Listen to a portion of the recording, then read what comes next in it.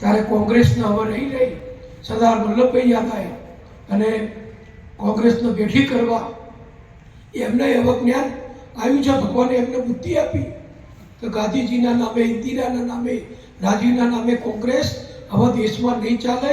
દેશમાં થોડું બેઠું થવું હોય તો સરદાર વલ્લભભાઈ જેવા મહાન નેતાનું નામ લેવું પડશે. આલિયા માલિયા જમાલિયાનું નામ નહીં ચાલે. આ નક્કી થઈ ગયું. આ કોઈ મને પત્રકાર પૂછે તો કહું કે આ 2 દિવસના કોંગ્રેસના સંમેલનમાં શું નીકળ્યું, તો મને એ સાબિતી મળી કે જવાહરલાલ નહેરુ હોય, ઇન્દિરા હોય કે રાજીવ ગાંધી હોય, એ નહીં, નહેરુ પરિવારનું નામ નહીં, પણ સરદાર વલ્લભભાઈનું નામ કોંગ્રેસ માટે એક ડૂબતાને તણખલા સમાન છે એવું એ સાબિત થઈ ચૂક્યું છે.